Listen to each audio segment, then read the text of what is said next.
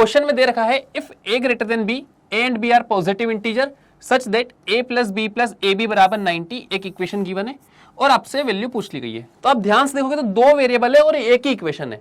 तो ऐसे को सिंप्लीफाई करने के लिए क्या करना पड़ता है, हमें जो इक्वेशन दे रखी है इसी में मॉडिफाई करना पड़ता है। आप चाहो तो ए और बी की डायरेक्ट वैल्यू सोच सकते हो, तो सबसे अच्छी मेथड वही है, लेकिन नहीं सोच पाओ तो ध्यान से देखो a plus B plus A B दे रखा हो, तो जब हमें ऐसा दे रखा हो तो +1 दोनों साइड कर दीजिए आप। क्यों?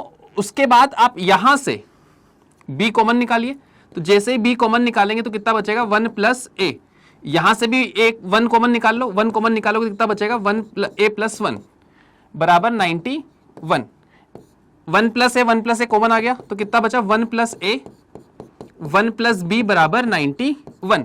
अगर आप ध्यान से देखो तो ये भी पॉजिटिव इंटू 2 का फैक्टर आ रहा है, तो 91 को भी अपने को 2 के फैक्टर में ब्रेक करना होता है। सो 91 को 2 के फैक्टर में अपन क्या क्या ब्रेक कर सकते हैं, 91 को लिख सकते हैं 91 इंटू 1, एक लिख सकते हैं 13 इंटू 7। ऑब्वियसली अगर a बड़ा है, a अगर बड़ा है तो 1 प्लस ए भी बड़ा होगा, तो यहां पे मैं इसकी हेल्प से लिख सकता हूं 1 प्लस ए बराबर 91 एंड 1 प्लस बी बराबर 1। सो b की वैल्यू 0, जो कि गलत है क्योंकि a और b पॉजिटिव इंटीजर थे, तो ये गलत हो गया। 1 प्लस ए बराबर 13, 1 प्लस ए बराबर b, 1 प्लस बी बराबर 7, तो a की वैल्यू यहां से आ गई मेरे पास 12 और b की वैल्यू आ गई 6। सो इस क्वेश्चन का आंसर क्या है, a की वैल्यू 12 और b की वैल्यू 6।